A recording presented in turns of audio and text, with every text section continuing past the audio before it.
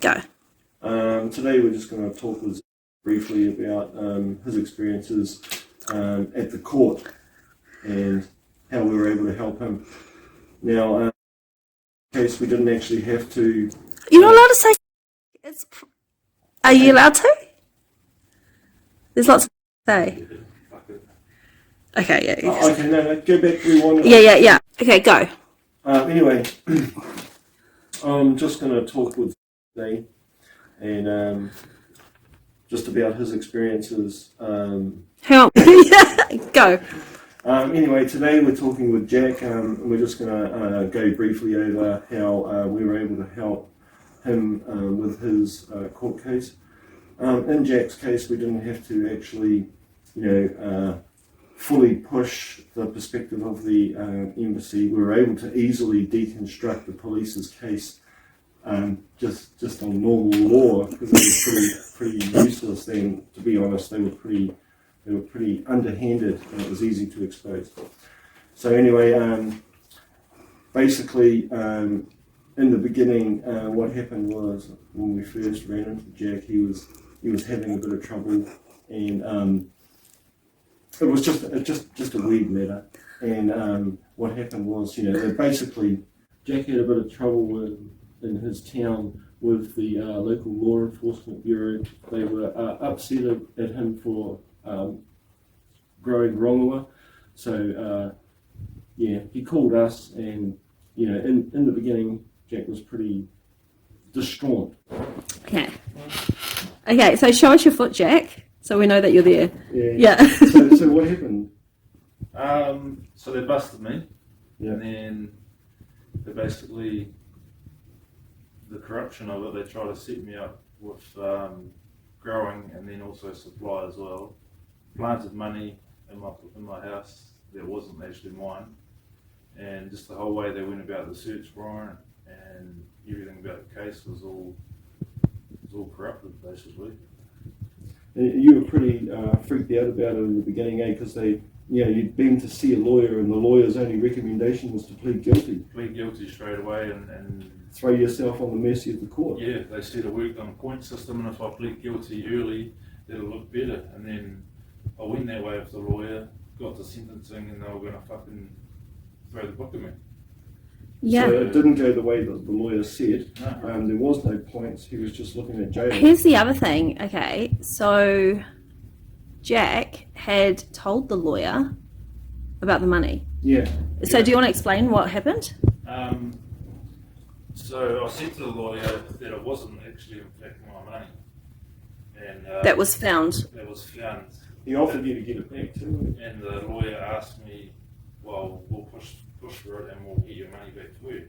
So I sort of agreed with it to put the middle finger up to the cops and be like, I've got something back off them. But being too honest, I just had to tell the lawyer the truth and tell it wasn't my money. And she basically... What was her advice after you said that? She said, well, we won't follow up with it. But still go guilty, she said. Yeah, still go guilty. And basically she said it sounded like it was a young bunch of police officers, and they wanted to build a bigger case so it looked better on their profile, I guess. Yeah. And so when I came along, I realised that in the rules to do with prosecutions, it suggests that it's improper to put a heavier charge on someone in order to get them to plead to a lighter charge. So I kind of brought that up, and I brought up the fact that the money was planted and that it had been fingerprinted, and we needed to know the results, and that Jack had the right to rescind his plea of guilty all the way up until the point he was otherwise dealt with. So he was at the guilty stage and he was about to go to trial when... No, he was about to go to jail. Oh, he was at sentencing, and then you contacted us, eh? Yeah, and then fucking so lucky. I was, using Section 115 of the Criminal Procedures Act, I was able to extricate or vacate that plea for him, help him vacate his plea. Yeah. And then we went back to the start, and then I brought up the issues in the execution of the search warrant and the fact that they had disabled his cameras, and then they'd also planted money, and there was a couple of other things that created a large shadow on the conduct of the police in this case. And within 2 weeks of trial, they decided to pull the charges. And we got the email saying that the police prosecutor would like to drop the case before it goes to trial. But it took us 3 times going to court because they really didn't want to. Here's one of the things you've got to explain. When people do go guilty, well, first of all, you should never say guilty, right? I'll explain why. Because if you choose the guilty option, what happens then is you accept the facts as they're laid. Always put in a fight, hey? Well, I mean, otherwise the court doesn't get to hear your side of the story. Even your mitigation doesn't count against the facts. The facts are pled as, at the beginning, it's guilty, so you accept the facts. So there's no mitigating yourself really from that.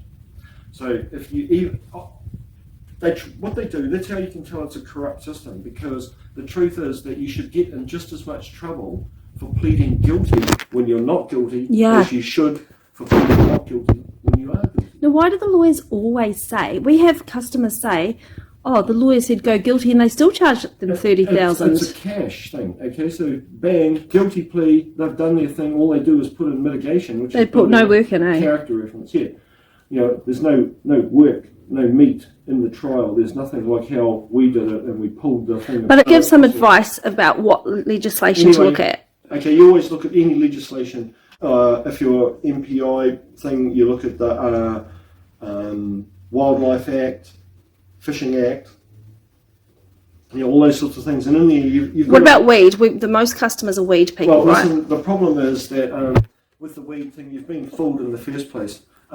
Weed's not illegal, okay, but not having a permit for it is. So when you have a look at your charges, it actually says, did cultivate without permit. Yeah, so we can just make you the weed card and that should act as a permit, but you've got to know what to say. Anyway, let's just hear from how happy Jack is now. Yeah, are you happy, Jack? Oh yeah, I mean, my life was turned upside down. I mean, trying to send me to jail, lose my job, I would have lost everything, And now, for them to drop the case, they're trying to say insufficient evidence. It just goes to show how corrupt the system really is. And so if you just apply yourself and you look, you'll find your own mistakes in your own cases. Okay, a lot of people come to us and say we've been treated unfairly and we've been treated unjustly. You've got to get all the stuff, and you'll be able to find your way through if you be smart about it. Okay, just actually don't give up. A lot of the time people just give up. They freak out. Yeah. So fear causes people to be in paralysis. People can't think when they're frightened. Okay. The first thing that happens is your limbic system activates and it puts hormones into your body. Your viscera drains of blood and it pumps to your muscles, and then your limbic system takes over and your cerebral cortex. And then your prefrontal cortex shuts down. Yeah, because it's not necessary in fight or flight response. Yeah, so only freaks like me and Peter enjoy being in court. Oh, well, we've learned to use that adrenaline rush. I really enjoy the opportunity to speak to the judge. But other people freak out. Yeah, a lot of people. I find it distasteful. Not because I'm frightened of it or anything, but because I see it as being a big machine that's designed to mince up people and spit shit out the other end. Okay, Monica likes it because in there she gets to wield her power and I have a nice. It's nice and relaxing because I get a break from the office. Have a coffee. Yeah. I just love it, and I just love that Christchurch court building. It's so fancy. Yeah, well, it's ours one day. But anyway, yeah. So and you can help with that. Yeah. So yeah. That's it. Pretty much that's it. Yeah. Anything else you want to say? Yeah. They were awesome and stuff. Don't ever get a lawyer. Learn the common law and everything yourself. Yeah. And thanks very much to Peter and Monica and the Māori Rangers for helping me out. It's changed my life. Yay! Thank you.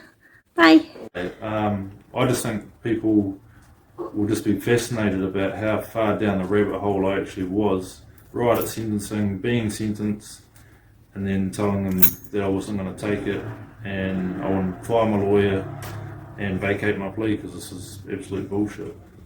Yeah. Yeah. It was right at the day you were like... I was D-Day. You were down on the blooming chopping block, ready to take your head off. And you still won, because there is a way. There's always a way. Until you're in jail, there's always a way to revert. Yeah. Yeah. Just fight. Do never give up, guys. Believe in what you... Yeah. Even if you don't know fancy words, just use normal words to the best of your capacity, eh, Whatever Pete? you hear. Yeah. And it looked like a casual weed case, eh? But then when we looked into it, there was so much corruption. So it was really easy. We didn't even have to push the embassy or anything like that. Because the cops dropped the case. Yeah, but they were lying anyway, okay, and they'd done stuff that wasn't very good, so it was pretty easy to deconstruct. Police misconduct. Deconstruct their case anyway. So anyway, we let them talk. Okay. I was just going to leave it in, and then, now you've ruined the video. No, because we'll edit it. No, wait.